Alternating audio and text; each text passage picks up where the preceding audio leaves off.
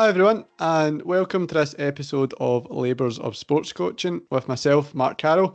Today I'm delighted to be joined by coach developer and actually the director of the Magic Academy, Russell Earnshaw. Russell, how are you? It's great to have you here. Thanks for having me. I appreciate it. With the title of director, I'm apologise not wearing a tie. I should probably look a little bit smarter. I'm a bit bedraggled by the swimming pool in Spain, but yeah, mate. Look, I really appreciate you having me on. Yeah, no, that was very formal actually. No, we were just speaking off there, Russell, and I've been buzzing actually about getting you on, because of today's topic, it being around sort of entrepreneurship, which is easier to say than it is to spell. When I was messaging you about this episode, I had to Google that one. But it's really just talking a little bit about the business of coaching, but as an independent, or being a coach developer as an independent.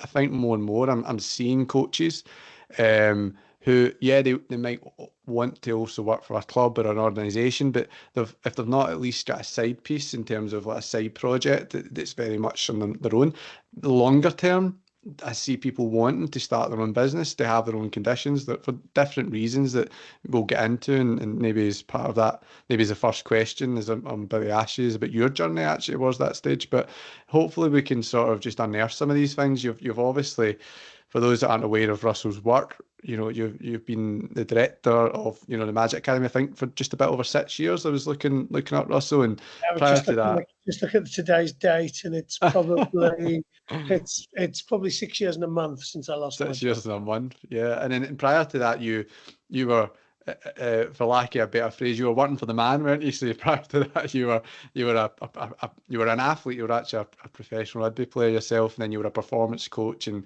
in the rugby union and all that sort of stuff. But then you one day you stopped and decided to start your own business. So could we start from there? What led to you? Let's start the sort of genesis of that thought. Why did you decide to go self-employed and create the Magic Academy?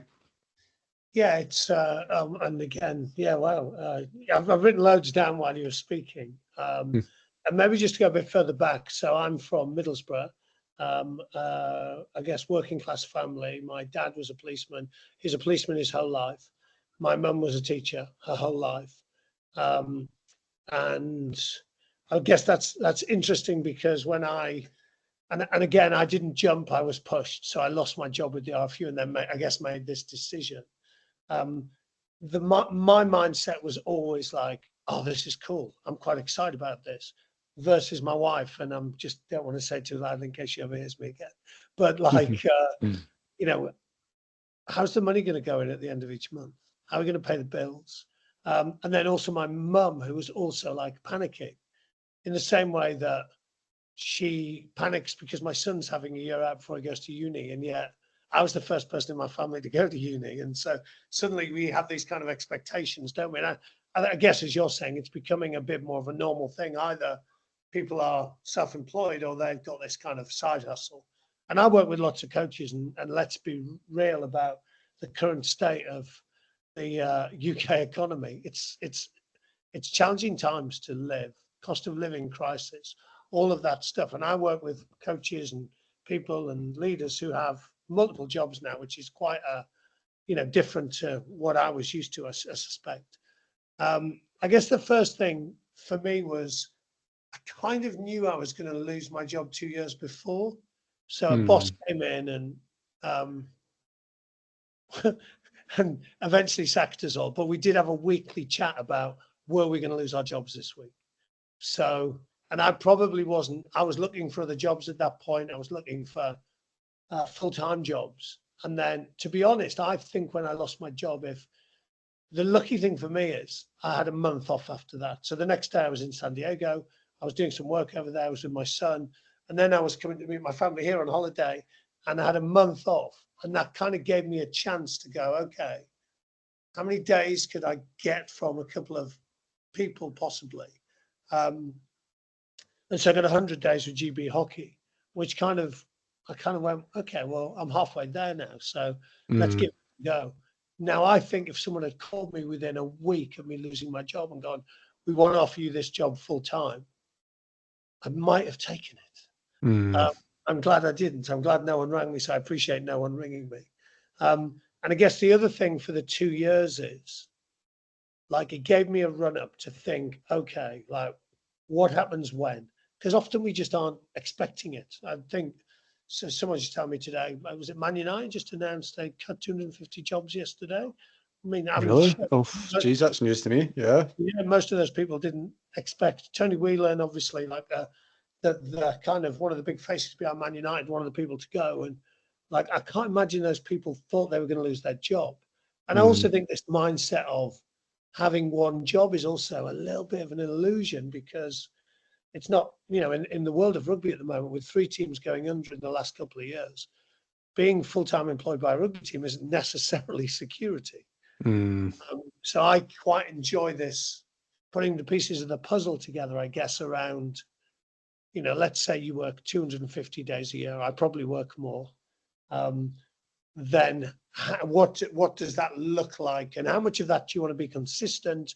And how much of that do you want to be variety? Because the other mindset you need is, so I worked with John Fletcher for a period with England, and he came and we did the same thing for about 3 years. He went and now works at Scottish Rugby, of head of pathway, head of coach development. And Fletch is pretty adaptable, but even he was like, this is overwhelming. So let's say you have, and I've got way more than this, let's say you have 30 projects going on. That's a lot of, like, cognitive load. That's a lot of time to think about stuff. That's a lot of time to remember to do this or to do that, or for people to give me like a timeline of this and delivery by this. And so it's like, it's not all, I guess, sunlit uplands, being self-employed, but it really works well for me. And I guess my mindset, and maybe my brother just got an ADHD diagnosis, and I think he's trying to give me one. Maybe, like, my mindset and is helpful for this, and I kind of wish I'd done it a little bit earlier, but go back to it. I probably wasn't brave enough to do it, because I know that it's a big leap for people to make. Well, see on that last point there, Russell, because what you said is interesting and it totally resonates with me. Like, when you were saying about not feeling brave enough at an initial stage, I wonder what you feel about this. Just to some extent, I don't think us as workers, the work staff, everywhere you want to term it, within the sports sector, I don't really think people are encouraged to have a lot of self-value, at least not too much, because one of the messages I always feel you get, and it's unfortunate, because I teach a lot of sports students, and eventually they become graduates, and I always see a lot of disillusionment with the sports sector, and it's almost like partly because you're repeatedly told about your expendability. And what I mean by that is that, I was looking recently at statistics, and I think it actually does pretty well, the sports sector, in actually getting people into jobs, compared to other sectors. But it doesn't necessarily mean to say the jobs that they're in are secure, are allow for a certain degree of affluence, allow for progression. These aren't factors, certainly not in the numbers I've seen about that have been measured. And I've always had the feeling that people vie so much. I don't know if it's a status thing, because they want to be associated with a club and have a certain title, and the reputational capital that maybe they feel they accrue through that. But I've always felt like people will be happy to take on really bad conditions, like, honestly, like tracksuit contracts, like, where they aren't getting paid proper. They often would need to supplement that work, the initial work, with other sort of side gigs. And it's like, as soon as you leave, like, if it's of your own doing or you've been pushed, like, you'd mentioned that if someone had called you that next week, it's like you would have taken the job, and I wouldn't blame you. I'd have done the same. It's almost until we get to a point, isn't it, where we feel, do you know what, I deserve more.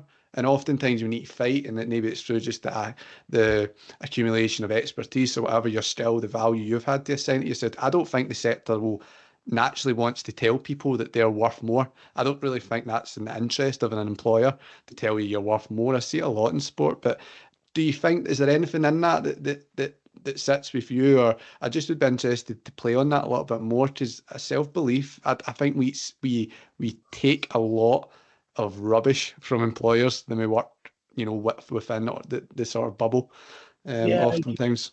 I've written so many things down since you were saying that.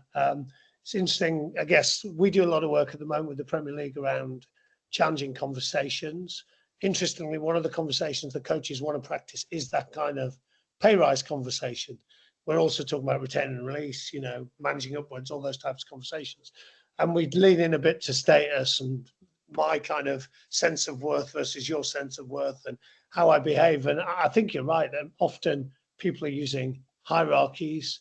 I think the reality is because we love sports so much. I mean, I've just been down by the pool and everyone's talking about the Olympics. Like everyone's excited about trampolining and shooting and random sports because it just captures our hearts and our minds, doesn't it? Mm.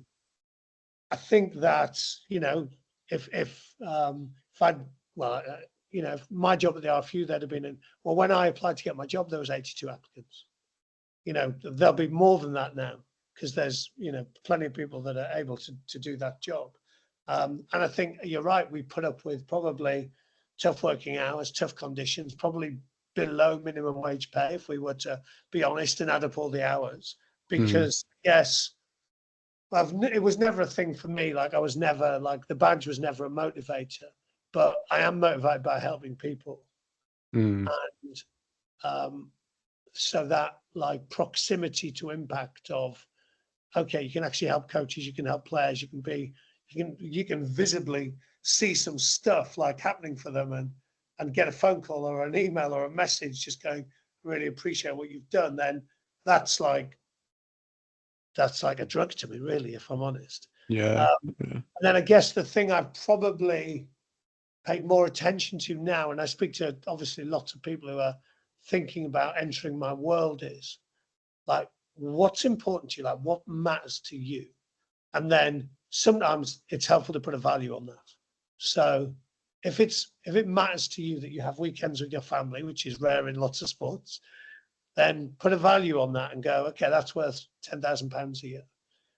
If it matters to you that you get to make your own decisions and you're not working for the man, then put a value on it. So that's the biggest one for me, if I'm honest.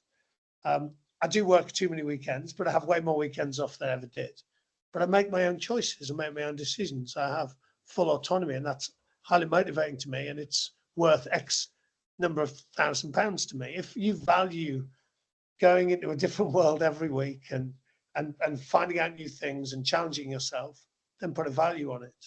If you don't, if you value, you know, monotony, and I'm not saying monotony is probably a poor choice of word, but if you value like procedure and knowing that at 8:15 on a Tuesday you'll be doing this thing every week, then put a value on that. So again, yeah, I guess I spent a fair amount of time just going, okay, what motivates me?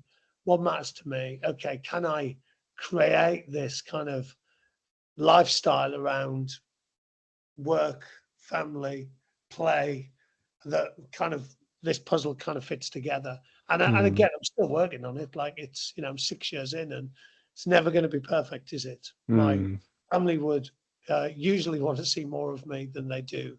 I still go, oh, I wouldn't mind doing a little bit of work with these people. That would be really interesting. I sometimes go, I wish I could, you know, I would love to ski more because it's my favorite thing. So I guess you're never going to be perfect, but I guess I'm always trying to solve the puzzle. Yeah.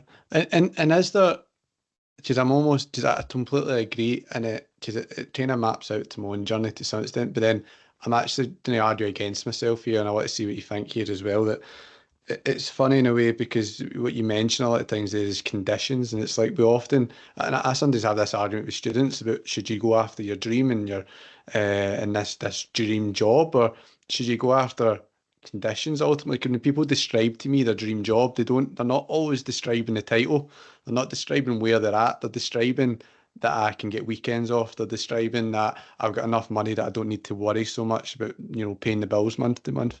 And often you see a lot of job hopping between things where I think often people think that the dream job is an external thing they need to find, they need to go out there and get it. But I mean, this could become more of a conversation. It's actually about what have you got and what's the conditions you want, and how can you marry the two together. But we use that as the source of the productivity with that regards, like you can become that. But I find this easy, and in some extent it's easy for me to say this now, because for a long time I'd done a lot of the stuff, the volunteer stuff, the earning sort of meager sums of money, but I've actually had to leverage the places that I've been now. And I'm able to now kind of say, you know what, I'm not going to work for free anymore. I'm not going to do that. So it's kind of easy for me to say now. I would say I still work for the man. It's pretty hard to say when you're 19 years of age. It's hard to say, because you need to be people, at least people feel they need to be associated with the big club, the big company, and then it gives them a marker, and then they can maybe branch out as such. And is it okay for that, or should we be encouraging maybe actually from a younger age? That entrepreneurial spirit doesn't need to be a progression point. Should it be? It's a difficult one. I'm not going to answer that. It's just I'm just thinking, if I'm taking myself outside of myself here and similar to yourself, how do we get that balance right? Does you need to have credibility? That's an easy route to credibility. Yeah, or do you? I think just while I'm thinking aloud about that, I mean, at 19 years of age, I would have, I would have done anything really. Do you know what I mean? Like, and I guess you've got to pay the bills. I'm probably a little bit more mindful of who do I want to work with. I'm very cognizant of that. Why do I do what I do, and therefore am I going to get the opportunities to do that? I think it's interesting about, again, for me, I've had lots of different roles, and actually I would actively seek out things that are super stretch for me, that were hard for me, because I know that that's going to pay back in the long run. I wouldn't want to have the same job that I know that I can do for 10 years. I would much rather go, okay, I'm going to have 10 different jobs, 1 year each, that I know are going to stretch and give me different stories and find out more about myself. And then I think, I just think it's an interesting one, isn't it? Like, I'm speaking to lots of people about what's, if you were to have a 2-year run up to this, whatever it is you want to do, like what's missing at the moment? Are there some qualifications? And people might go, oh, look, you might want to do an ILM. So you might actually want to take some of your coaching stuff and transfer it into business coaching. And they'll ask me about it. And I go, well, it's probably slightly different for me now, because I've got a reasonable body of work. Like, I probably have a bit of credibility, and people now don't ask me for my qualifications, versus when we started out, actually having a website, especially from businesses, that showed people like who we were, what we did, the impact we'd had, was vital, because I would have to direct people towards that. And again, I've also had people go, cool, like, tell me what qualifications you have. That doesn't really happen anymore, to be honest. I'm much more in a space of, like, people come to you and they'll go, look, we trust you to do good work, Rusty.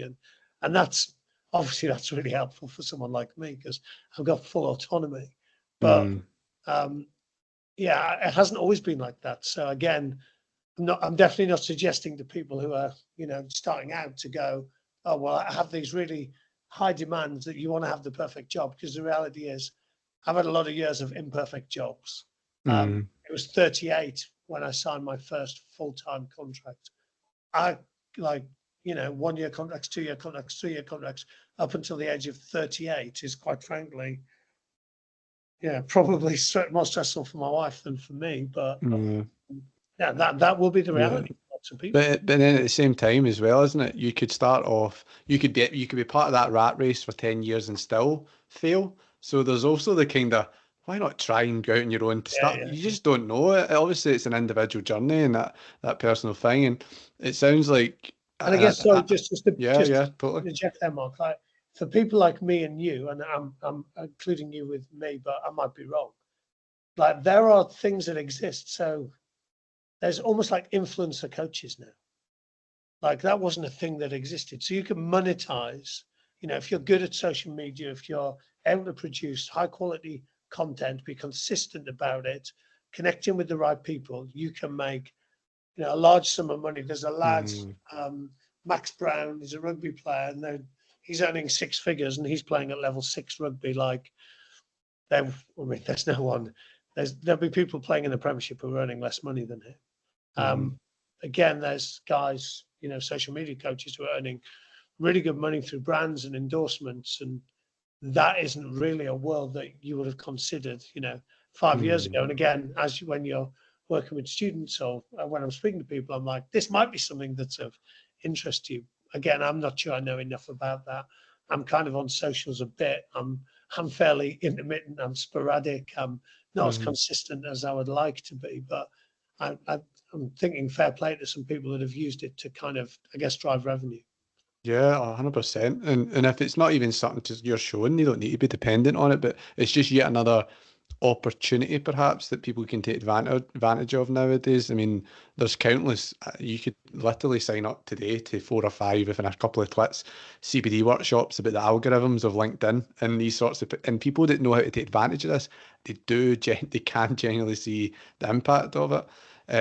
It's just, it is such an intriguing sort of concept that one of the things as well that and we're going to get, and this is just sort of this the precursor to where you're at now today and why you stepped into that, is you'd mentioned things around like salary as well. And obviously I come from a football space, but I don't know if rugby's similar, Russell, but it's taboo in football to ask about salaries. Clubs don't advertise positions with salaries. And it's like, and this is again something I always feel leads to a lot of disillusionment for people, and maybe this type of conversation could be what someone needs to go, do you know what, I demand and I expect more. People can't pay their bills and plan financially with a dependent on experience quote in a job advert. This is like, this sort of stuff is where I think people are starting to say no. At least some people feel brave enough to say no. And it is, that could be just another motivator for why people decide to go out on their own. It's as precarious, but maybe it's the devil they know. I don't know. And it's just an interesting one. Could we then sort of maybe take it, if you can kind of talk us through the journey. So you decide that you want to start your own business. How do we do it? Because and I say this not not even in the step by step parts. I actually would love to even talk to you about how did you muster up the courage to make that leap? Because I would often wonder, what is the advice to give someone? Do you dip your toes in the water and do a little bit somewhere and see? Or is that safety cushion always going to be an impediment perhaps to your growth? Or do we just commit fully and you do this full time? What was your experience with that sort of thing? And what would you maybe suggest to other people to think about in that regards? Yeah. And to go back to what you just said earlier, like they often don't advertise the roles because they are below minimum wage. Um, Aye. when you add up the hours, but yeah, I guess. Look, I had a month off, which was like unheard of in my world. Because the other reality of working in sport is you don't have months off. Like that just doesn't exist. I coached in a club team for 7, 8 years. I coached international sevens. As away for up to 150 days of the year. When you're in a club team, you're working every weekend. And if you're off on Sunday, you're probably not off because you're probably analysing the game, or you're probably planning the week ahead. So it is all encompassing. It's interesting when I went into teaching, and I did 2 years of teaching, and a lot of teachers sounded like they had the worst jobs in the world. Like from a time point of view, I thought, you have no idea. No, I Like, know. I it's know. relentless. So I had a month off, which probably gave me time to think. And again, that is often the hard part of lots of this is we're just on the hamster wheel. So being able to take a step back and think slow to think fast was super important for me. I reached out to loads of people. I kind of gauged some stuff. I had an interview actually in San Diego. So I was already a bit like, oh, I'm not enjoying my job. I'm not enjoying my boss. So I had an interview and hockey. So I guess hockey offered me a full-time role, but I said, well, if you did 100 days for me, I would do that. Now, the other thing that's vital in all of this is I actually, probably a couple of months before I lost my job, I held a conference. 5 groups met at the Brit School, at Google, at Wembley, at GB Hockey, at Twickenham. We then came together, we played touch, we had an evening do, and there's over 100 people there, and I've probably done work for 30 of them. So that wasn't intentional. I wasn't going, quick, bring everyone in. But like connection is vital. Doing good work is vital. Showing up is vital. Like, you can't do this and turn up at 50%. Like, Mm. so it will be like demanding. You sometimes feel like you're on show a lot, and that Mm. takes a lot out of you. So having, for me, strategies around recovery, rest, time to think, lists of things I'm definitely not going to do, exercise are vital to fit alongside this. My first piece of work was actually with Matt Gold at Abingdon School. He paid me £25 an hour to do some rugby coaching for 4 days, and I think I earned about £400 and maybe spent more money in fuel getting there and back. And so, and that was just cool. I just wanted to get back on the pitch and coach. And then from there, it just, again, it was just, for me, it was just connections. Lots of stuff takes time. Did a bit of work with Birmingham City. That took probably 12 months of interactions with Stu English and a few others, and then eventually them committing to a couple of days a month. So again, you've probably got to play the long game on some of this stuff. We were chatting earlier, I'm not that salesy. I get really stressed when someone says, let's talk about money. I feel my heart sink. And I inevitably go, tell me what you're thinking. Because I'm not that good at that. I know other people in my world who've been on negotiation courses, and they said, oh, that's like helped me lots. I haven't been on a negotiation course as yet. Then you have the panic at the start around, okay, like, oh, how do I pay tax? And do I buy my own car, or do I hire a car, or how do I form a company? And do I need a business bank account? And is it separate to mine? And oh, I better phone my accountant pretty quickly. So just some practical stuff around mileage, and I had to buy my own car. Previously, I had an RFU car, and then there's an outlay of buying a car, and so yeah, those things, those problems come thick and fast at you. It's often why I say to people, like, if you're in your current job and you're happy and you feel like you're doing a good job, maybe just see if they'll take you down to 3 days a week, and then you only have to find a day and a half a week or something like that. So, and for me, that security, my son's just been traveling in Australia, and I think they talk about being a traveler rather than a nomad. So I definitely needed a bit of consistency. The other thing that's really interesting is you work with organizations. I work with British Hockey. They're the organization I probably have the closest connection with from a days and a human point of view. But the people who I work with would probably say, I'm not that connected to them, but I feel really connected to them. So even, so that's probably something Fletch struggled with as well, was just not having this project you're part of that you can feel it moving over time, which is, so I've got that with a few, but then I'll also go and do one-offs and things like that. And then the reality is, for me, it's word of mouth.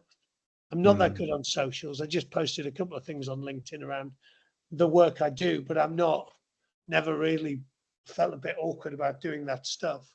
The podcast was a big one. So actually having a podcast, having a body of work where people, it was the best CPD I ever did. You listen to experts for, honestly, it's so good. What a great idea. And then like people probably think you're kind of a bit serious because you've had some reasonable guests on. And then for us also, the cards were helpful because they kind of spread the word, because, someone uses a set of cards and then someone else sees them and they go, oh, right, where'd you get those from? And then I guess you can grow a bit of a brand from that, so to say.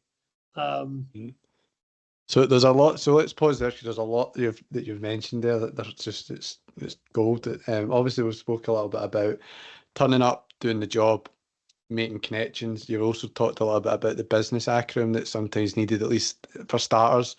And then you were also speaking a little bit there, I think, around the sort of product, and maybe that comes from a bit of market analysis or something that come back to personal brand. What do you want to be known for? So could we maybe let's go back to what you'd mentioned around the expectations. That this sounds like probably expectations you're putting on yourself, but there may be a requirement too, that you were saying about the importance of doing well, people do expect good work, but you turning up, you being all those different things at one time. And it sounds like when you're speaking about how do you, just my first initial response was, how do you ensure then that you're bringing everything to the table that you want to bring when perhaps also carrying a full-time job? And that's where I wondered, and I think you feel like you've answered that a little bit when you're saying around that, well, you went down to 3 times a week maybe, and that was a wee bit of a security, but giving you more time to think about it. But I would imagine there's people listening to this, and I would probably say, I would maybe count myself in this. This is something I really wanted your advice on, Russell. Could I'm very much the beginning of a sort of consultancy journey type thing, but I find myself, and this shouldn't happen, and this wasn't what I want to happen, but I find myself sitting in bed at night with my wife and I'm still on the laptop making slideshows for projects that are happening outside of my working hours. And that's how I show up, but that's draining and that's difficult. But I don't know if there's necessarily an answer we can give people other than what's going to keep you doing it. And that's the reason I just asked that, is that I wondered if how you would feel about, you sometimes see the opposite, sort of more radical approach of, do you know what, if I don't go full in, I'm never going to really force myself to have a go at this. I know it's different for different people. We need to balance it up. But did you find that happy medium through trial and error? Was it something that you just decided, it needed to be that way the off? Could you speak a little bit more to that? Because I think we're always stuck between, do we do that, do we do this? What are we thinking? Yeah. And just to clarify, I mean, I'm nudging others towards 2 or 3 days a week. I was all in from the start, so I'm kind of all in or all out. Yeah. Sometimes helpful, it's sometimes less helpful. And it's really interesting when you spoke about market analysis. I had a friend who rang me the other day, and he'd just been made redundant. He took voluntary redundancy, from his university. And he said, my wife's been doing a bit of market analysis, and she's in marketing, and you are one of my top 5 competitors, Rusty. Like, oh, that's good. There you go. And then the reality. So the other week it was quite a bizarre day. I flew back from America, so I was working in America. I was with my daughter, so I was in Boston, and then we had a 45-minute kind of stop in Iceland, and then we got into Gatwick, went round to pick up my son at Stansted, drove to Bristol, and then drove up to the Lake District, where I was going to deliver for a business for 2 days with jet lag, with like everything, like exhausted, and that ability to show up. You actually got to think very carefully about how much work you do commit to. And the rhythm of your work. I've just come from a period of, and I've thought a lot about that as well. So at the moment, I'm in a rhythm where I basically do 7 weeks of rugby. I'm in Sedbergh. I'm going to Canada, to Vancouver Island, and then I'm coaching with my mate for 7 weeks. That is cognitively very undemanding for me. Versus the previous 4 months where I've been in multiple countries, delivering a lot to business, Premier League stuff, hockey, the whole shebang, which has been like, so these little breaks now are deliberately factored in. I booked these flights last December, so I will book stuff well in advance. And I guess the other thing that has helped me throughout all of this is almost being like agnostic to the sport. So the reality is, if I just did rugby, if I just did hockey, if I just did football, if I just did business, if I just did cricket, it probably wouldn't add up. The ability to do all of them, and there's a benefit to that as well, isn't there? Because you'll see this in football, where sometimes if someone from football comes in, like, they're seen as a threat. Whereas someone from somewhere else comes in, I'm not going to take your job in football, quite frankly. So I think probably ended up with more work in other sports than I do in rugby, really.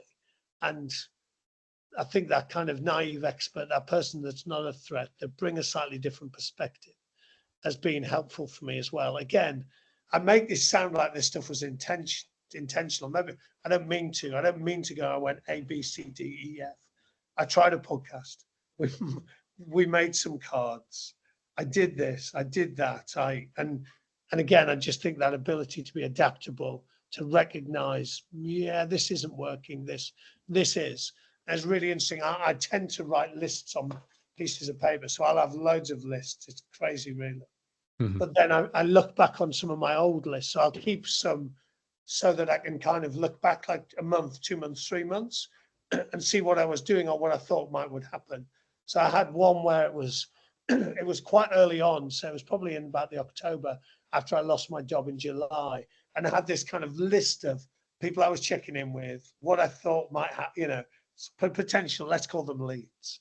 And I think I looked on maybe about another 3 months, so probably, 6 months after I lost my job.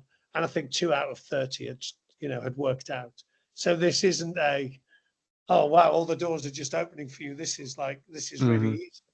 This is a reasonable amount of graft to get to, and I'm 6 years in now, and probably, the other question you're asking yourself regularly is, okay, if all work dried up today, how long would we last?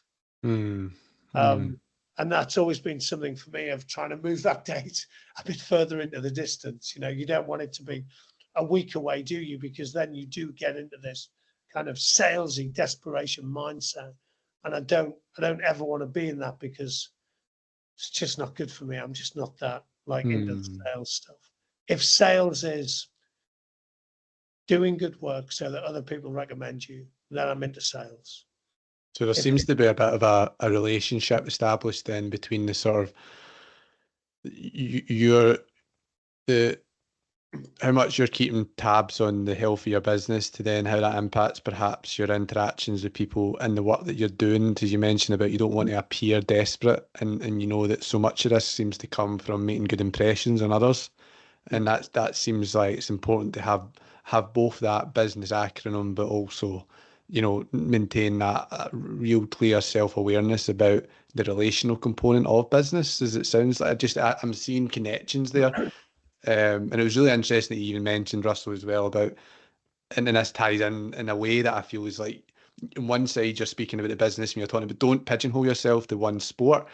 You could be in other sports, you could be in business, and you could be, and then it's also within that, then ensure that when you are in these spaces that you're able to not be seen as a threat, but rather an outside help. Because you'll know, just like I do, that there's a lot of posturing in coaching, and we're all in the rat race. You're going into environments that you're in a room with 10 people, each one of those 10 people would jump over each other to get, that is, sometimes it's the reality in these spaces, and you want to be seen as, if you want through word of mouth them to pass you on, you don't want to be a threat because they want to pass you on. That's just the way we are sometimes. I sound really cynical, but maybe there's better people that have better outlets than that, but I feel sometimes that can be the way coaching is. And it's just really interesting. I see a constant tension in the things that you're saying, and it's really cool the way that you communicate that, just through the way that you talk about what's important. Yeah, and I now really understand, and granted I'm 50 next year, what's important to me, and that helps me make much better decisions, doesn't it? So to have had 9 days in America with my daughter, to coach for 3 weeks with my son up in Sedbergh, and my daughter with business/work, so half it in New York, half it in Boston, is the stuff that's important to me.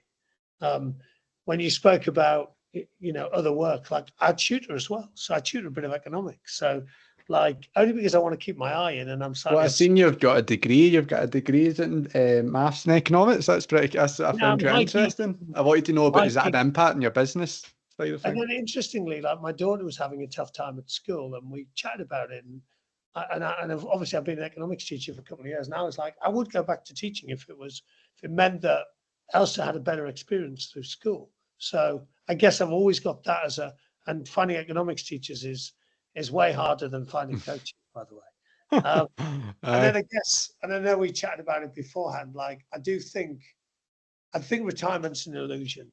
A father-in-law who died just after he retired, parents who split up just after retirement, of, recognizing that, if I was to retire in 20 years, then my body, a day today, is probably worth, maybe a week today is worth a day in 20 years' time, just because of the physical movement skills. By the way, there's no guarantee I'll be here in 20 years. So I'm also really mindful that I want to make, and again, it's probably a challenge I'm still wrestling with. You asked me at the start, before we started speaking, are you there with work or play? And I was like, it's very hard to separate the two. And sometimes that's a good thing and sometimes it's a bad thing. So I'm trying to make my work fun. And so All Blacks talk about like serious fun. Like I'm deadly serious about helping individuals and teams. I'm deadly serious about it. I'm deadly serious about learning and doing the best job I can. I'm deadly serious about it. But I want to do it in a really fun way. And I don't want to wear a tie, quite frankly. Yeah. And I probably don't want to be bound by paperwork and stuff that is like, you know, I've got one life. I want to make the most of it. And then But again, I just started writing down a few things. Like, so the camp I was just at in America, I've done that for the last 7 years. So I did it just before I lost my job. I took holiday and did it. And I've been doing it for 7 years. I've been working with Tyler Grange for 6 years, or Enact for 6. So I also do value, like when we initially start out with and just doing another piece of work with ECB, we did a bit of work with on the women's side of the game. And also I'm very mindful of like, we're going to do this for a year, but like the point being that at the end of the year, you're running this all yourself. Because I also don't want to create dependency. So I don't feel like any of those relationships are, you know, I don't want them to be dependent on me. I feel like they need to use me. There's plenty of other people they could use. I want them genuinely to go, actually, Rusty's still adding value here. And that is also like, so as you'll know, Mark, like I got to do a lot of work on myself. I've got to like go and learn and spend time listening to podcasts and seeing other people and doing my own CPD. And like, that's vital. Like if I want to stay ahead of the game, then I need to like be on it like regularly. But what's interesting, you mentioned earlier. I was going to say the number of reading list tabs I have saved on my computer is way too many. Way too many. But what you were saying earlier on, there's a part of how you can upskill yourself, but how you can also, if you do it cleverly, how you can make it part of that preemptive action, like start. I mean, I even talk about this podcast. That this has been such a learning curve for me, but I'm learning a lot from just being able to go and, you know, I've got modules to teach, and it's part of my preparation now. I just go and find who wrote the research paper, who coaches in this space, and I'm asking the questions that my students might ask me. And it's like, it's really, but there's also a reason for doing it as well that is a little bit about building your own profile. I'm not going to lie about that as well. But you can be clever. How can you achieve two things at once? It's really interesting. You spoke, Russell, as well there about this is something for me. That idea of the sort of work-life balance, and you know, when I asked you what you're on holiday now, is it for work or is it for pleasure? And it's a bit of both. And I think sometimes we look at the work-life balance and this really binary. It has to be, you know, if you don't work 9 to 5 and then your work can't contact you at any other time, that unless that is the case, there's something wrong. And it's like that's not, if it's not necessarily, that's a fallacy. It's just, yeah, in some sense it can be, because I would probably take a guess that, you know, most people out there would be happy with a messier work-life balance if their everyday life was of a standard that is reasonably better than what it could be, compared to that person that's always waiting for retirement. Is life's going to be good when I retire. It's not guaranteed. And it's like, if you're trying to think about why people should maybe consider demanding more of their life, and in a coaching respect, that might be going independent, might be doing something different, doing something that attaches more self-value to you and shows the world that you're not necessarily willing to put up with the same rubbish as before. It can be because we need to get away from that classic image of what a work-life balance is. Moderation isn't, and moderation should only exist in moderation. It's like sometimes you need to work like mad, other times you need to work less.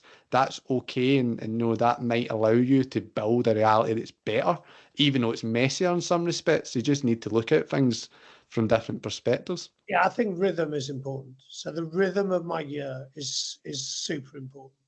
The rhythm of the work you want to do. I was just looking, Tom Biggs, who's a player I coach, and he's just been coaching over in Thailand, and he just posted on Instagram he's going off traveling around the world for a year.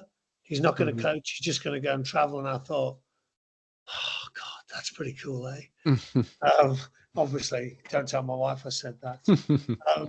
And again, I work with some people, and you know, go and work with businesses, and they'll go, oh, this is Rusty.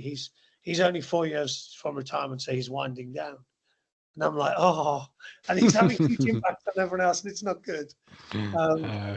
Yeah, I think for me, I just think about rhythm. Like it might be that I decide in, Elsa's 14 now. When she leaves school in 4 years, it might be that me and my wife decide we go and travel for 6 months. Hmm.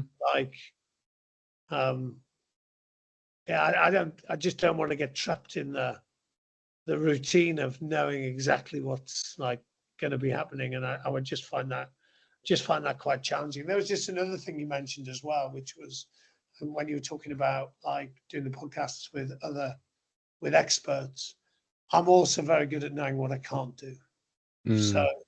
I'm definitely not going to risk saying, "Oh yeah, I can do a workshop on psychology," knowing full well I can't. Um, Mm. I'm going to go and contact Suzanne Brown, or I'm going to, connect them with Kirk Vallis, or I'm going to connect them with Simon Ursel if they're looking for a non-exec. Or so I'm really like mindful that I don't go and do stuff that I know I can't do, and that kind of group of people around you that again will ultimately like they'll probably recommend you as well. To be honest, like Mm. they'll also Mm. go, okay, well, maybe Rusty's the best person for this. And so all of those people that I mentioned there have recommended me for work. Um, How do you marry? How do you marry or marry? How do you balance that being realistic about what should be on the menu? Because I think if we're thinking about that person who maybe wants to become an independent coach or coach developer or consultant, like we can even go on to the different things they could be doing.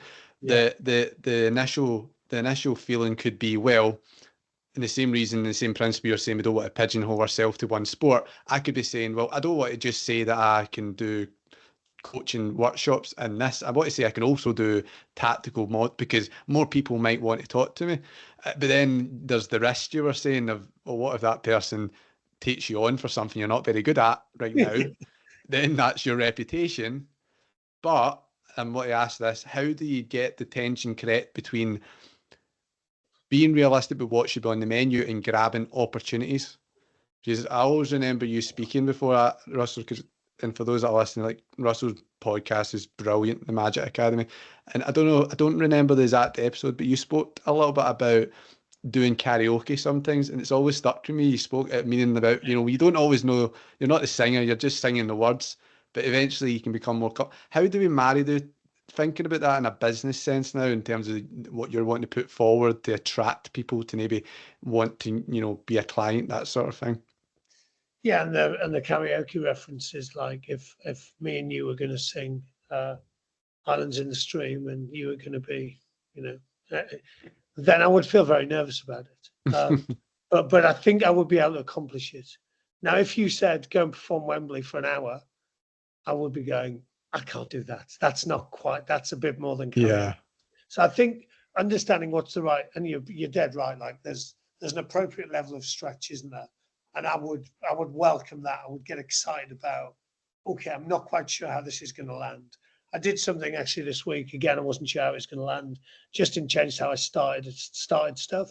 So I was with the parents who dropped their kids off at the residential camp, and I said, "Cool, go and find someone in the room you don't know and go and sit next to them and talk to them."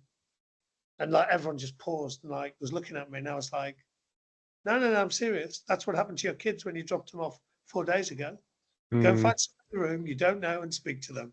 And people were like, "Oh, okay," and they went off and did it. So I guess I'm always trying to think about an appropriate stretch, and I will always be trying. Every time I coach, every time I do something, there will almost certainly be at least one thing new that I'm trying. So Mm. when you spoke about the slide decks, it's like the bane of my life. I've got thousands of slide decks. I need to get them all together. But the reality is they're always changing and they're never the same. And then Mm. again, the other thing you spoke about, which again is something for people to think about, is you initially said to me, "Oh, how do you want me to introduce you, Rusty? Is it like Direction of the Magic?" Oh, I don't know. And my daughter, who just walked past, used to say, "Oh, Dad, you're like Chandler Bing. Like no one knows what you do." And then it's interesting. Yeah. I just spoke to my mate. We had a reunion at Cambridge, and a 30-year reunion, and and someone said to me, "What is it you do now, Rusty?" And I started trying to explain, and he just kind of stopped me and went, "Rusty, if you can't describe it, it's pretty hard for other people to copy." That's pretty cool. Mm. And so this space of, I guess, I work with, well, I tutor. I work with players. So this week I've been, last 2 weeks I've been working with players. When I go to Canada, I'll be working with players and coaches. When I work with Premier League, sometimes I'm working with players, sometimes I'm working with coaches, sometimes I'm working with coach developers. Like sometimes we're in rooms at St. George's Park where you are working with coaches, the coach developers who are supporting those coaches, the analysts, and you've got this whole like juggling act going on. And so I guess take away all the stuff that I do and the work that I do, actually, which I think is ultimately a lot around designing good questions, having resources that can help scaffold people, but that ability to, a little bit like as a coach, to run a game, to facilitate a game, to introduce a second ball, to know when to like stop the practice. That's exactly the role that I have to do in rooms lots of the time. When do I intervene? When don't I? When do I step back? When do I step forward? Where do I sit? Who do I interact with? What question do I ask? When do I ask it? When do we go outside for a walk? When do we like get really deadly serious about what we're going to commit to? When do I challenge?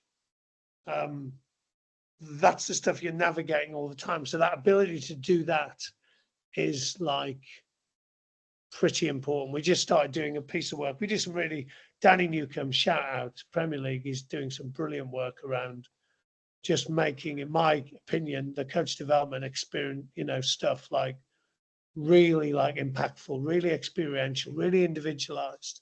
And we're doing an off-field coaching one, which is lots of the roles of coaches, like you're facilitating meetings, you're doing video reviews, you're doing one-on-ones, all those things exist. So some of those skills are vital, aren't they? We also do coaching craft, we do match day coaching, we do challenging conversations, we do all the stuff that encompasses being a coach. But the off-field coaching one is fascinating. Like, again, that's essentially what you're talking about when you're doing, the work you're doing as a consultant. Like, sometimes you're standing up in front of people, sometimes you stand around a table with people, sometimes you're one-on-one walking alongside someone.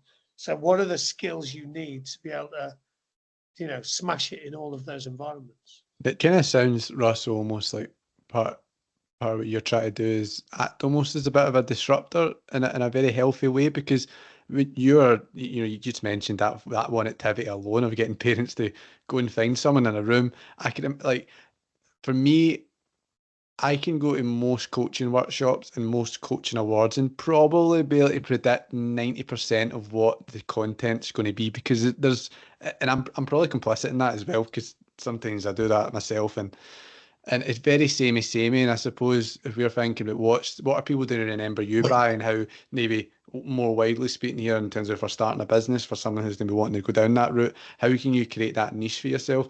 And it is quite intriguing, because I see more people think about going away from the classic approach to coach learning, but it is very transactional.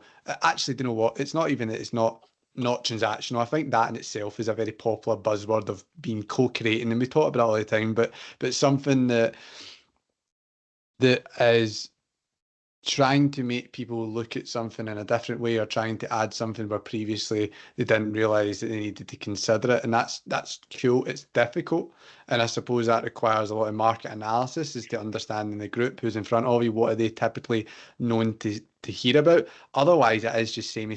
It's pop culture stuff, it's just pop psychology, it's whatever you want it to be. The amount of times I've read a leadership book, I don't really want to keep hearing about the classic leadership stuff unless it's coming at things from a different angle. Is that something that we could either elaborate further on, but also maybe if you can talk to us a little bit about that beginner person that's just wanting to go out on their own, and they're trying to do a bit of market analysis, they want to come up with something that makes them unique and helps them stand out? Because you've given us one example with your way of interacting with people, but we could also talk about the Magic Academy and the product that you have, your challenge cards, the things. We've only even actually spoke about the Magic Academy, what it is. We'll need to talk about that. But what you're doing seems like a really concentrated effort, and it seems like it's got you a lot of success to really separate yourself. Not in a way that it could be difficult for someone else to engage with in their own way, but in a way that just helps someone use their own strengths, use what they bring to the table, and really double down on that. Yeah, I think what you just said then probably like, so for me, coaching is helping people help themselves. So it's actually making people aware of this. Sometimes people don't know what their strengths are. Mm. Like no one's told them. That's why proximity to impact is really helpful for me, because you can see what works and what doesn't work, or what might work in the slightly longer term. So, and then I guess the cards came about. Actually, the visitor range is like a really interesting one for me, because my recollection of it, and obviously this is the story I'm telling myself, is that I gave options around, do we want to like go mild, medium, or spicy around how we do this? And so I always think like everything starts with awareness. My job is to either through questions or is to almost make people aware of something they either know that's something that's a strength that they might not know about, or to go, or to maybe interrogate, what am I doing that's helping? But also to go, oh, there are other options here. So as an example, we how you start a session is interesting to me, as is the end, obviously. And we were at a session the other day, and some people were coaching. It took them 9 minutes to explain the practice. And so we then did the kind of review at the end, and I said, oh, I'm just going to video you. Like, I give you 24 seconds to tell me, take me through the practice, and do the introduction again. You got to do, and she did it in 20 seconds. And again, so it's just an option for her, isn't it? I would have probably asked her before, do you know how long it took? So I think it's a helpful question to ask coaches. That last intervention, do you know how long it took? Because sometimes we haven't got a clue, have we? Everything starts with awareness, right? Sometimes I think it's 30 seconds, and I've been blathering on for like 6 or 7 minutes to people who are disinterested in listening to Rusty. And then it's practicing the skill, isn't it? So the cards are essentially a disruptive way of, you could use them in your coaching team. You could pick anything from like share with each other your strengths to, find your worst enemy and get them to tell you what you need to be better at. There's loads of options, isn't there? And it was just to get people, just thinking and growing their own awareness, and perhaps being more intentional in exploring coaching. It's not coaching isn't an A to B to C to D to E, is it? You probably find some cards, I'm quite good at feedback. Actually, I'm really interested. I'm going to play around with peer-to-peer feedback. I might Google some stuff on it and find out what the research says on it. And it's really just to get people like more aware and more intentional around their coaching. And I've seen people use them in different ways. Mike Dodds, who was at Birmingham when I was there, would have 2 or 3 on his computer that would be visible to everyone in the room. And he would go, I'm going to practice 2 or 3 a week. I'm going to see what the impact is. If it's helpful, I'm going to keep it. If it's not that helpful, I'm not going to keep it.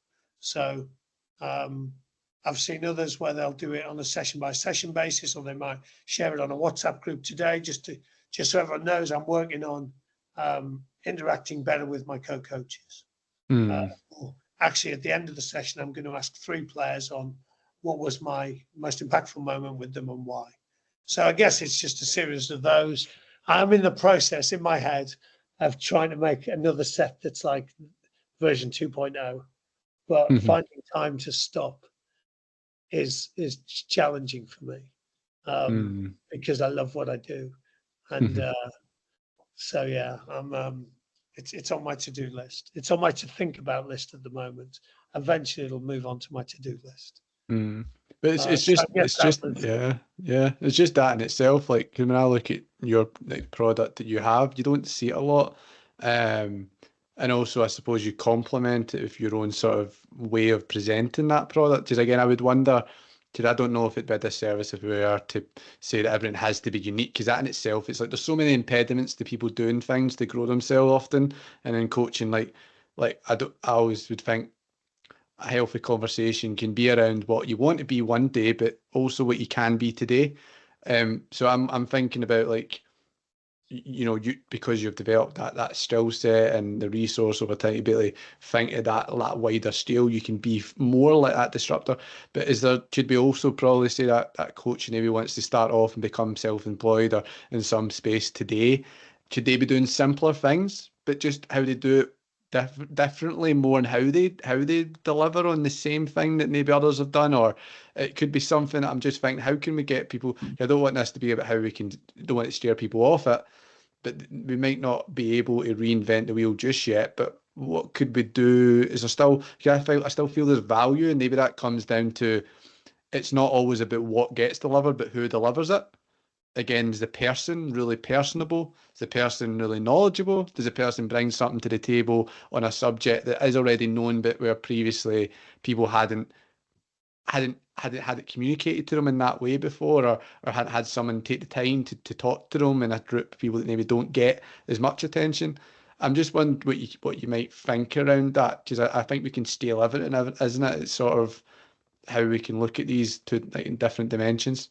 Yeah, and I think I'm a generalist, and I think I'm generally curious about people. So other people might not be those things. So I'm sometimes jealous when my brain is like feeling like it hurts by people who are able to go, I've got this one thing, I do this one thing. And again, you look at like maybe like a David Baird and his scoreboard soccer stuff as an example and go, okay, there's a really innovative way of like monetizing what I do. It might be that it's an app.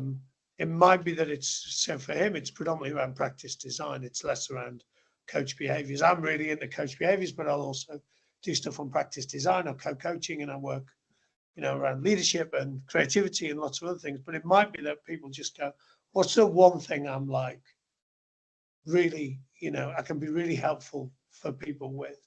But also I'm generally trying to go, well, what's going to come next?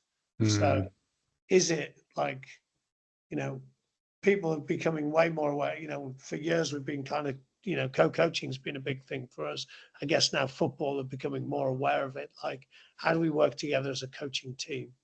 Is it metacognition? Is it some of the James G stuff around video game design, and how can we get our players to maybe think a little bit more like coaches? Is it actually that you want to be someone who's becomes an expert at running games? Because one of the challenges is, one of the reasons I think people don't coach through games that much is they're a little bit not sure what to do when a game's going on. It's much easier when people are standing still and in lines, isn't it, to appear that we're doing coaching. So yeah, I mean, again, I'm a generalist. That's why I'll often bring in other people and go, this person for this. You might want to go, I'm just going to become really specialist in this. Again, that might limit you. But also for me, you've got to have a lens on, what's the game of the future look like? What does coaching of the future look like? And again, it's interesting in football. I actually see way more and more specialist coaching, but maybe one of the coaching things that's going to become more and more important is like the individual coach, or maybe it's going to be the off the ball coach, or maybe it's going to be like, because transition is such a huge part of the game, and often we've got a in possession and out of possession coach, and maybe we need someone for those 3 seconds where we're this liminal state between possession and out of possession. It's interesting hearing, again, I'll just talk about football, like the goalkeeper coaches are always really interesting to me. And then also how do outfield coaches like integrate with that? So, as the goalies come over from their goalie session, how do the outfield coaches interact with them then? That's obviously quite an important period of time. But then also, because the goalkeepers are playing higher, what I'm hearing is that more goalkeeper coaches are feeling less isolated. They're actually part of the defensive coaching unit, because, the goalkeepers are higher up the pitch and teams are pressing a little bit more. So, yeah, I mean, I'm always trying to think what next. That is so. I mean, the reason I find that so insightful is you're making me think now around just the trends, not just in football, but we could even talk. You mentioned that about football, and it's sort of like we can do that market analysis piece being around what's missing in the current state of play. You just to plug David Baird's one. I had a conversation with David Baird on this podcast and his sort of scoreboard soccer. David's making a very concerted effort within that space to emphasise fun and take advantage of the intrinsic value that sometimes that should drive behaviour in football that maybe we don't often see enough of. That's not changing the game, but it's reprioritising things that are lost. Versus what you were talking about, Russell, as well, about you know, there's coaches that could be in the transitional moments. You take I forget the man's name, but he's like the throw-in coach for Liverpool. He's worked around the world. I'm waiting for a substitute coach to appear. Yeah. How, you know, but there's nothing, and I know it's funny in a sense, but it's like, it's actually, we're talking about entrepreneurship, like what amazing potent examples that is of people recognizing where value can be achieved. And it isn't always in looking at in that continuum between maybe a David Baird and someone who is trying to do something that's totally not been seen before. We can find where we sit on that. I know that now in football, and I think this applies, it might be in rugby as well, Russell, and across different sports. You'll know better than me, but there's far more of an it's more popular having an evidence base in sports now. So I've even seen like a flurry of like clinician games appearing in like academies that are built around, you know, thinking about the actual neuroscience of what makes and these are companies that are founded on this stuff, and you know, and this is obviously, now we're talking massive scale stuff, but that starts at an idea, and that starts at how can we create value, and it doesn't need, and it can be accessible. It doesn't need to be change the world. It can be change the way, and it's interesting, you know, just when you say that. Yeah, I did and again, I do sometimes do some stuff in schools with like scholars and things like that. And I'll be like, okay, in 10 years' time, what are the 5 subjects that we're going to study that we don't currently study? And schools should be thinking about that, by the way. So they should probably, Mm. whether it's, I don't know, environment or gaming or parenting or kindness or, you know, God damn it, we may have to have a GCSE in kindness given the current state of our country. But exactly the same. I do the same with coaches. You know, I had a group of like S&C and psychologists and probably the MDT, but as opposed to the coaches within the MDT, and go, cool, like imagine 5 years' time, let's create some roles for what might exist. And people were delving into things like, you know, where's AI going to take us? Are we going to be able to jump into this Mm. 3-dimensional decision-making game that involves us and other, like, you know, I'm thinking like Star Trek type figures around that are moving, but there will be new roles. It might be the individual development plan coach. Mm. We've, you know, roles have added, haven't we? We've got the transition coach who helps players move across ages. We've got, you know, phase leads who do a bit of coach development with the coaches within their Mm. leads. Like, yeah, what's going to come next? Because if you can be ahead of that, and you know, as Mm. you know, you copyright the substitutes coach, which is really interesting because in hockey you go on and off, and it's Oh, actually geez. Yeah. it's really challenging cognitive thing because you're a coach, you're on the bench, you're often on your own. Sometimes they're player coaches. You're trying to work out the opposition's tactics, which can change. You're also trying to like make substitutions on Hmm. and off. Like And if it's that's not, yeah, yeah, I know what I mean. I'm patenting this, that, but if that's not like clubs scouting for players who are known to be impactful off the bench, it could be equally how do managers make decisions based on that sort of pros and cons of who they bring on. It's that these are all niches, and people might, oh, we don't need these, but it's not really for us to decide as individuals. It's the market, it's supply and demand. It's like, if people, how do we know if people are willing to pay for a product, then we need to be willing to ask the question to start with. Can I give you a really good example? So Dave Sharkey, who's done our pod a couple of times and was an English teacher, and he started getting interested in like language communication and then ultimately theming. And so Mm. he's worked with multiple successful rugby teams around theming and now does stuff around communication. How are you going to have a shared language? How are you going to, if you've got this vision, what's your communication plan for the week look like as a coach? Mm. Claire Murphy, who does lots of work with us with the Premier League, is a storyteller. As coaches, we're often storytellers. Like, so again, this is areas of the coaching that we're just starting to dig into a little bit more. And people say, "Oh, storytelling is this." I think storytelling is like a really old thing, as is theming, and I guess they're just being kind of brought back up to the surface again. Hmm. But where are we going to go with stuff? Yeah. Um, maybe you're like you know, again, if people want to be involved in teams, like I've seen some roles advertised for people who are in charge of like the socials for teams, and they are paying way more than the S&C coaches, by the way. Mm. So even that as a way of, you become the person who's able to, via social media, bring coaching to life. Yeah, but even on that, even if we go back to that point, I mean, now social media is obviously a big tool in this, but a more the point, one of the things that I've been exposed to now that I didn't know existed was coach as consultant. But I never, we were talking about niches. I never used to think about that. I don't think that ever really did and used to exist in that way. Maybe unofficially, like ex-pros lending a bit of advice to people.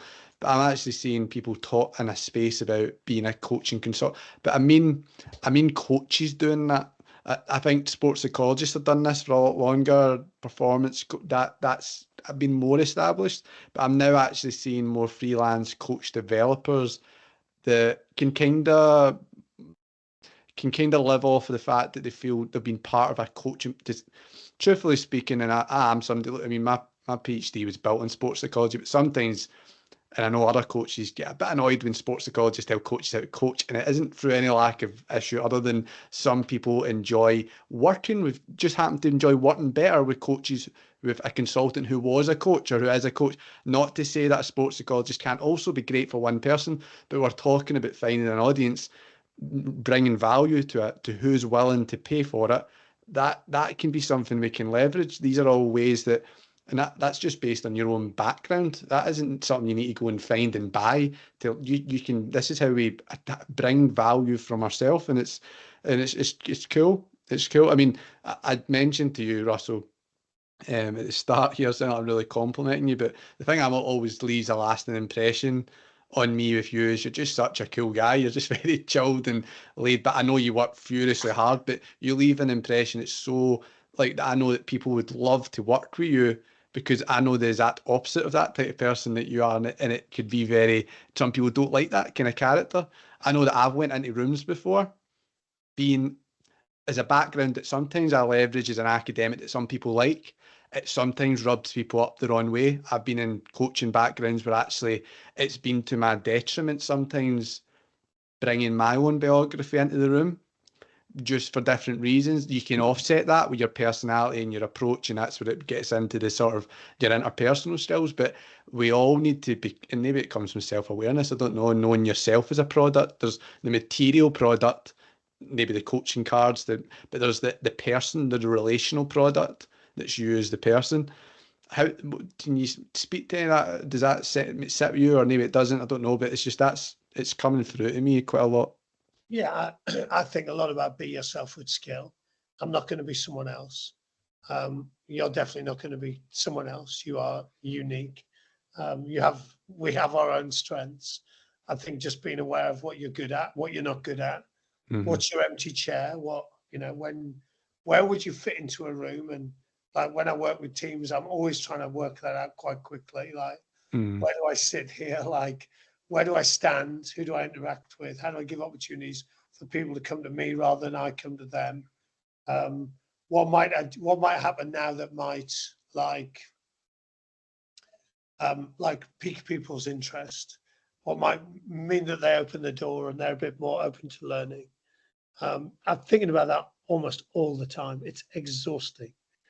Um, I think a lot. I did a bit of work with Eddie when he was with England, and working with coaches like that who can be, one of the times I showed up and he was like, Rusty, in 10 minutes, you're going to present on everything you've learned in the last 2 months. And every member of the coaching team needs to lead with something that's going to help them be better. Oh, okay. 10 minutes warning. That's pretty. Yeah. And at the same time, I remember at the end of my first day there, him saying, cool, in 40 minutes time, you're going to lead a review of the day. Having not said that I was going to review the day, and then immediately starts to challenge you around. The way I set up the meeting, and I won't go into it too much because I designed some good questions for them, and the way I set it up was quite playful, and pretty early on, Eddie was like, "What the is this? Is it a Google Meet or something?" And then in the end, he was like, "No, we need to keep going." So I think a lot about all of that stuff. I think a lot about create the need. I worked with a couple of teams last year around challenging conversations, and I'd go, "Cool, everyone stand up if you think you'd have more points in the league If you are good at giving and receiving feedback and having challenging conversations, so everyone stands up, cool. Stay standing if you're practicing them regularly. And like 2 people are left standing, cool. So just to clarify, you have something that you know will give you more points in the league, and 3 people in the room are doing something about it. Oh, it seems like we've got something we can work on here, eh?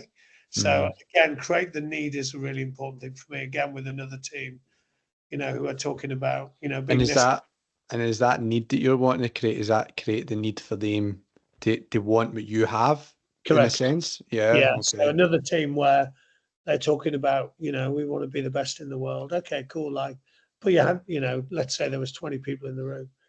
Put your hand up if you've got your own development plan. Call one person. Keep your hand up if you shared it with anyone else. No people. Okay, cool. It's like, how are we going to be the best in the world if we don't even understand what other people in the room are trying to get better at, so we can help them? Like, this is ridiculous, quite frankly. So I would, again, like, it's easy for me to be brave. It's definitely easier when, there's been a couple of times when I was working with Eddie and I was thinking, if I was working full time for the RFU, I would not be doing this. I would not be going this spicy. And the reality is it sometimes gives you permission, doesn't it? So go back to Rangers, and Neil McIntosh invited me in, and, I give them the option of mild, medium or spicy, and they choose spicy. And then people are very thankful of spicy. Like, I wouldn't be able to do that if I worked for the SFA, would I?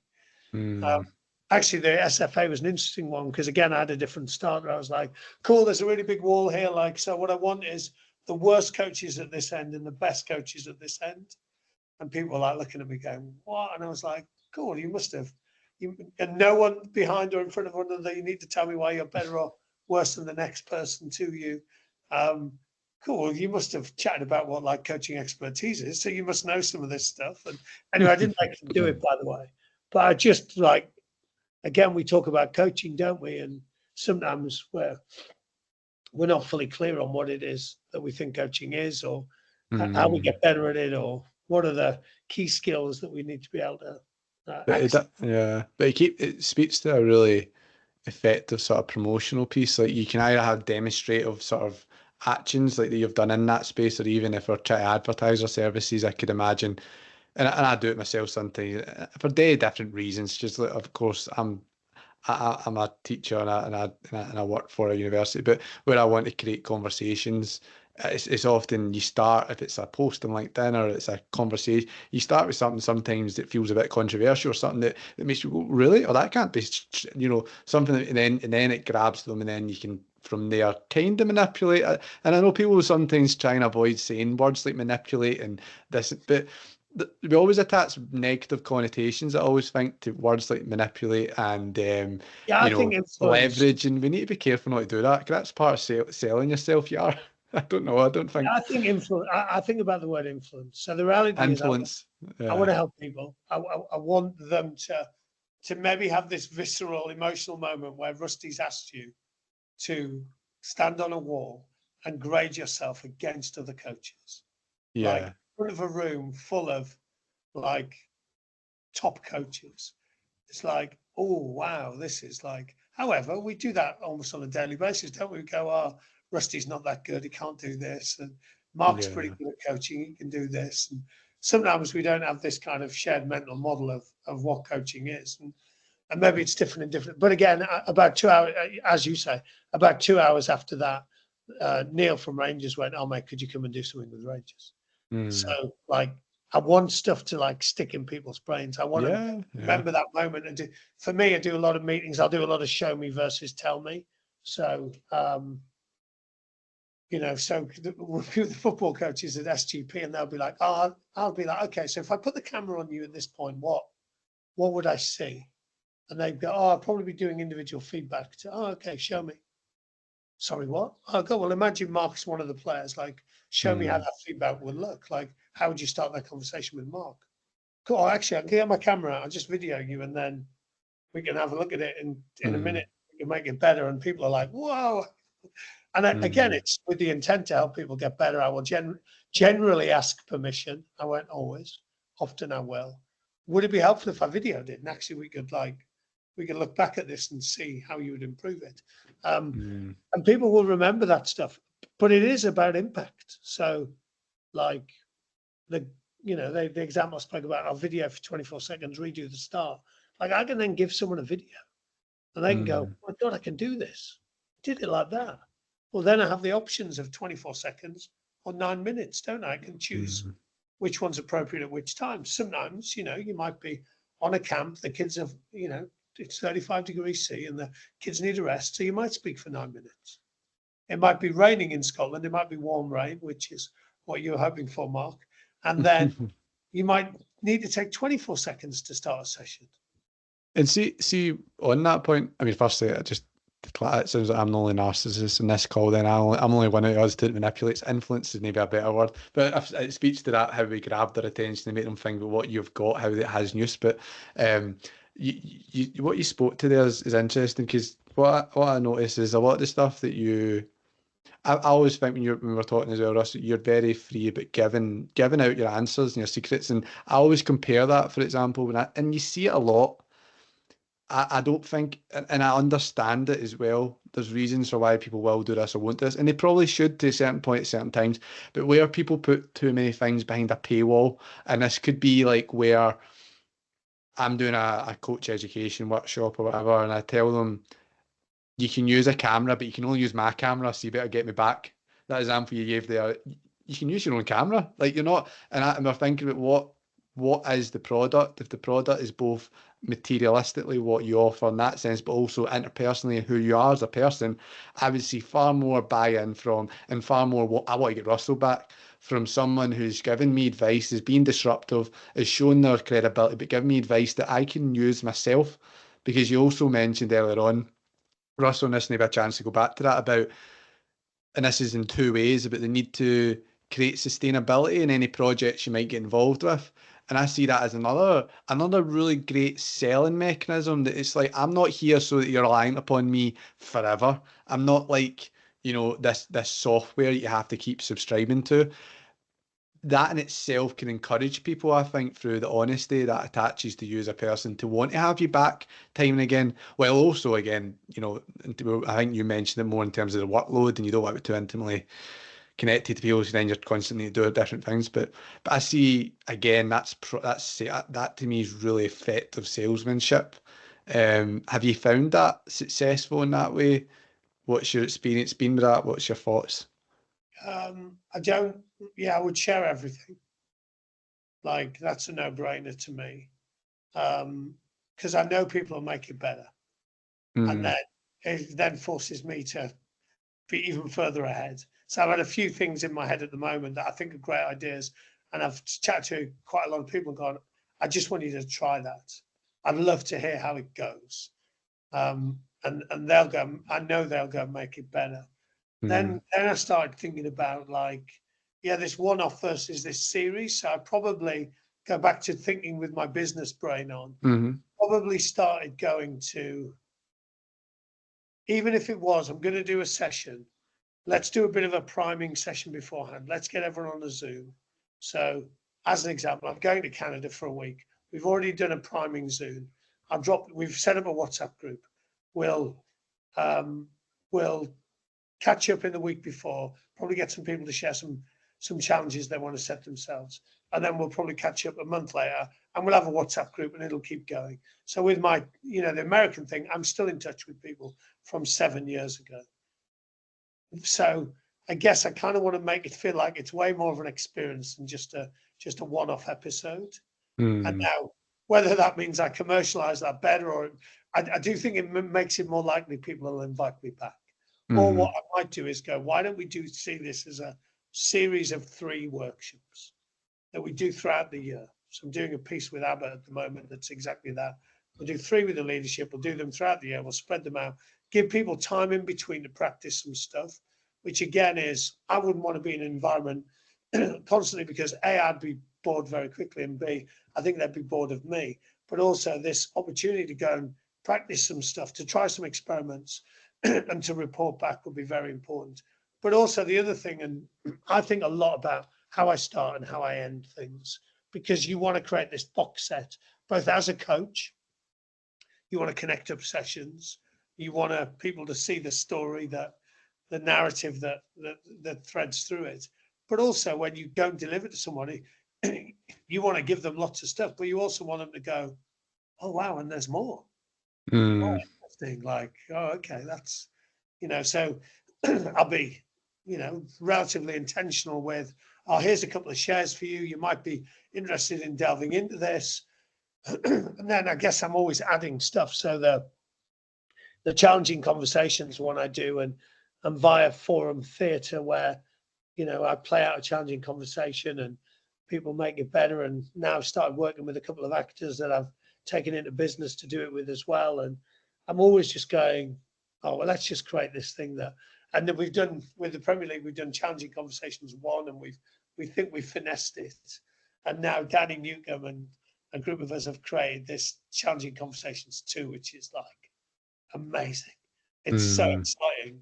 And again, we'll do that in October, I think, and then we'll iterate it and we'll make it better.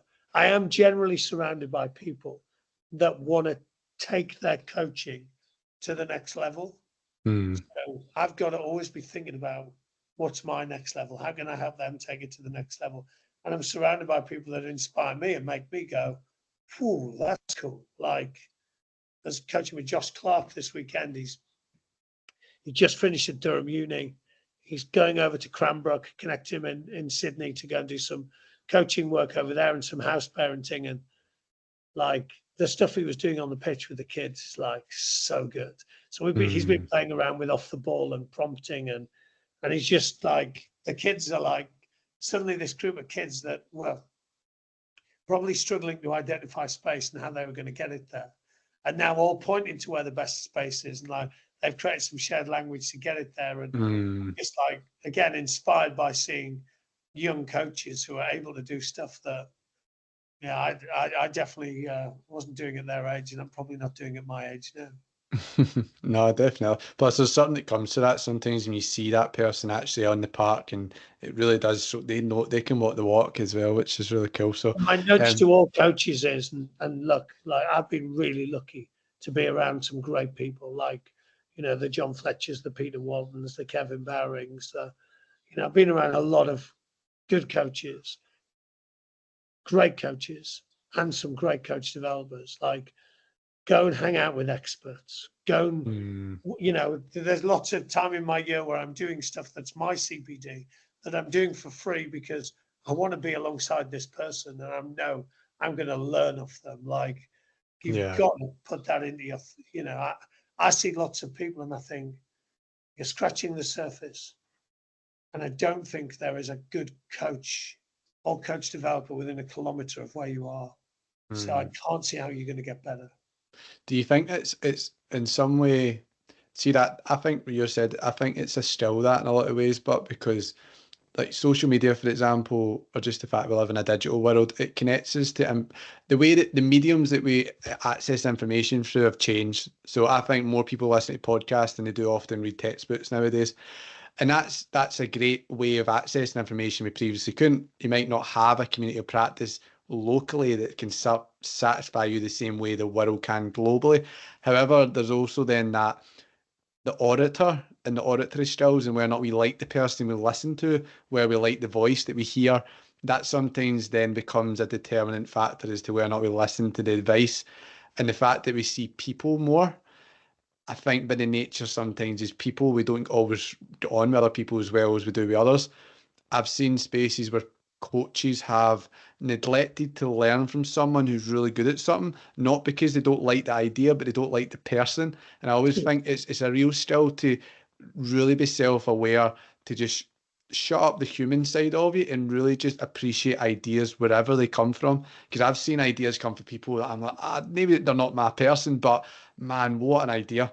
I need to learn for that. And it's like, it comes from, I suppose, don't be jealous. It's not a jealous. We need to be more receptive to success and really just value success and really go, I need to learn from that. I want to be that. I need to learn from that. And it's because that is a skill in itself, I suppose, and the best route to get better. And we're thinking if we want to monetize the value or create more value from ourselves and put on the others, we can't hold that promise to just reach our own understanding. We need to get better ourselves, and that's one thing. We need to turn off to that human side that just wants to light some voices but not others. Textbooks, easy to go on with a textbook. It's harder now in the way that I think the medium's changing. I don't know what you feel about that. It's interesting. I hear different voices. I want to listen to your podcast. I like you. There's other podcasts I still listen to, but I force myself to listen to because I like the ideas. You never gonna learn. Yeah, I think people who are different to you and held different opinions is super helpful, isn't it? To kind of delve into those. I'm sure, if nothing else, you'll learn something about yourself, won't you? My sense is also that we are in an age where you can reach out to people more than ever. So when I started coaching, those car trips home were very, very, very lonely. Like no one really to kind of help me make sense of stuff. Like, and stuff was going wrong. No wonder I ended up in hospital on a drip for 3 weeks, like overworked, overstressed. And yeah, my experience is people like, so Eddie's a classic one. So I woke up early one morning. I set my alarm for the wrong time to watch an international game of rugby. So I was up at 4 a.m.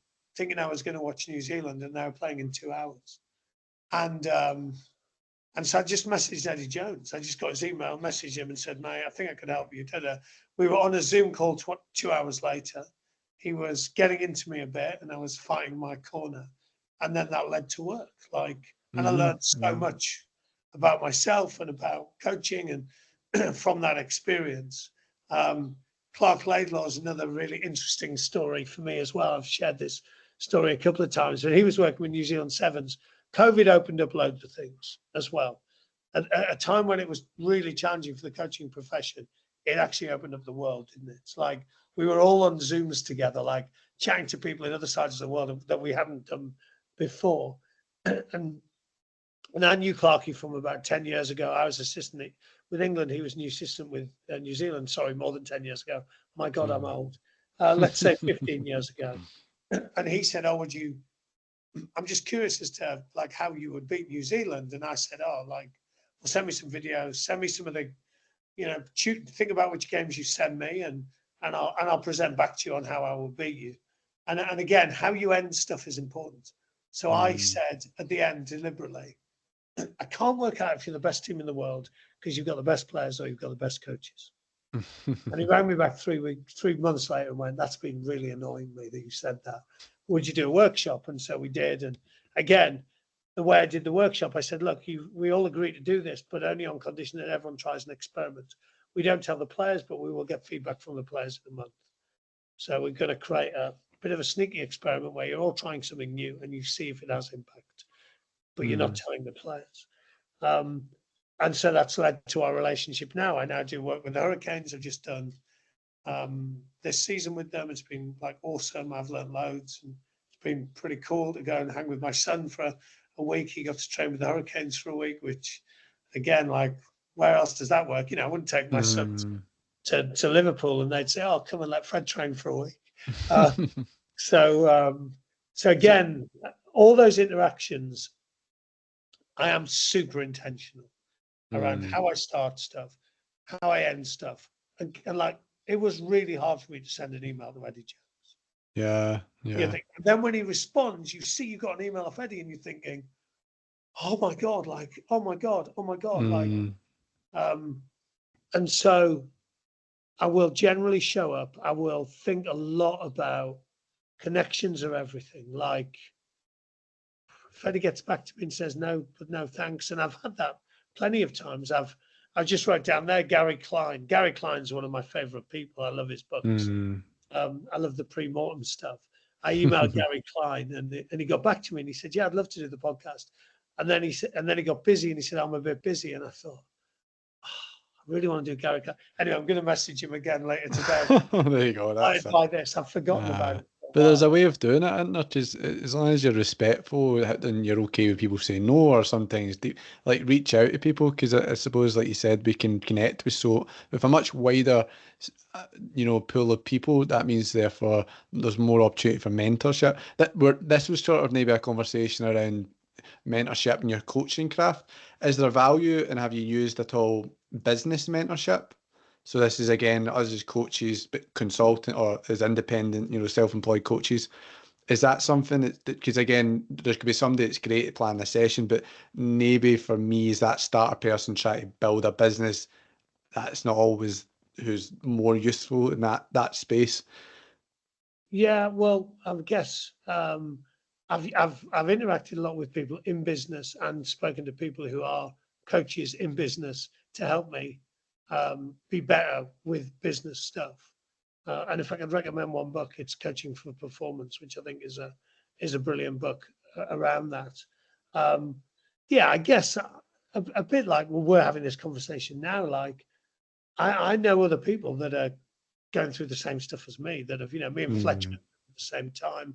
Warren Abrahams is currently like doing bits in rugby and trying to, and again, I'm speaking to lots of people who are going through the same stuff as me and going, have you got any advice on this? Or, I'll often message, my phone a friend, people, I go, look, I've got this thing I'm thinking about, like, tell me, what are your immediate thoughts on it? Or what would your solutions be to this problem? So having this group of people around you is super important, isn't it? Because Mm. coaching is lonely. Like, Mm. I think one of the benefits of being in a team is like you have that team stuff. Sometimes, I am part of multiple teams, but I don't have one team that I'm with all the time. And I've had that for most of my life. Yeah, having people you can bounce off, who can be this kind of counsel to you is super important to me. Mm. Yeah, 100%. No, honestly, Russell, thanks. It's excellent just being able to pick your brain for a bit. Suppose to wrap up, and this is only if there's anything that you want to add, but if you're speaking to yourself, 7+ years ago, what are the mistakes perhaps that you would hope you hadn't made, or do we just allow that to just be the way it is? Because more often than not in business, I suppose, or like anything in life, there's a bit of trial and error. But is there anything you might want to leave us with there? What can we do in summary form that's good? What can we look to avoid that's not so good Yeah, I from a think business standpoint? whenever I'm working as a coach, if stuff goes well, I'll tend to go, "What helped?" So, and they'll say, "Oh, Mark did this. Oh, did you tell him? Oh, no, no. Do you want to go and tell him now?" Stuff that I think's helped is having good people around me to help me. Probably having a really understanding wife. Mm. My mindset around all of this, like I am, like by nature, I'm I'm I'm pretty all over the place. So you've got to be comfortable with being all over the place. Um, the stuff you chat about, like your ability to connect with people really quickly. So I will often try and find something in common with someone. When I first went into England, like there's people from up north who've been in prison. There's a guy from Australia. There's all these different things, and you've got to find connections very quickly. And so that again has been vital. Always thinking like, as you've described it, like what's going to add value, what's going to give value to people, and that is often not what they've already got. Sometimes you need to show them the shiny stuff to then help them understand that the stuff that they currently think is shiny is not as shiny as they think it is. So I work with a lot of people and they go, we want this, we want this. And then actually what they need is something completely different. They think they're Mm. smashing this, and you're able to gently influence them to go, and they go, oh yeah, we could probably do that a bit better. Um, yeah, that's probably it's not a rush. So it's probably helped me that as you said, I'm quite chilled. I'm not in a rush. I'm not Mm. going, oh my God, I need to make this amount of money by this, and I need to do this. We need to grow by this amount. And I'm way more focused on like having fun, learning along the way, enjoying the ride, because I think retirement's an illusion.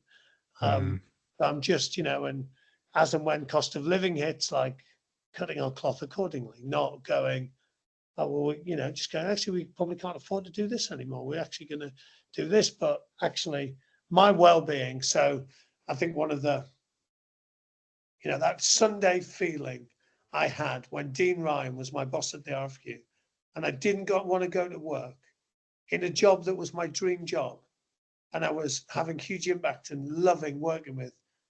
amazing players and amazing coaches. That feeling on a Sunday when I was being forced to go into the office for 2 days to go and spend time with him, like I never have that. I never, ever, ever have it. I haven't had it for 7 years, like 6 years, sorry, 6 and a bit. And I don't ever want that feeling again, quite frankly. So I'm pretty good at. And probably the other thing that helps me is I write lots down. I do lists, but I tend to go with my heart on stuff. And I go, that's good. That's interesting. Okay, let's go down that route. Let's see where it goes. And some of those have been dead ends, and some of them have turned out to be amazing. The stuff that kept me going during lockdown was with Abbott. I mean, fascinating. Ross Campbell, shout out to Ross and the great work he's doing with his team. Refereed me 10 years previously and like just reached out on LinkedIn. Like that's where the connections piece comes in. I must have been like really, you know, it's not that often that referees are reaching out to rugby players because we've usually been a little bit mean to them. But, you know, for him to reach out and go, look, your work's probably a bit quiet at the moment. I've got some leadership stuff. Would you be keen on doing it? Is like, so what helped me, like just constantly having an amazing network of people, really. No, fantastic. You know, I thought it'd be a challenge summarising a lot of the stuff we spoke about because there's just so many bits of gold dust there, but you've actually done it really well in yourself there, just for that final wee list of do's and don'ts. No, thanks again so much, Russell. For those that are listening, Russell, you're probably better at plugging your website than I am. Just again, as a main point of contact, how could people who are interested in maybe speaking to you and they've been using your services, how could they connect with you best? Yeah, well, we've got the podcast. I'm on LinkedIn. The website, I still do sell cards, but the website became too much of a hassle for me. So I took it off the website. I need to do something about that at some point, but it'll work itself out.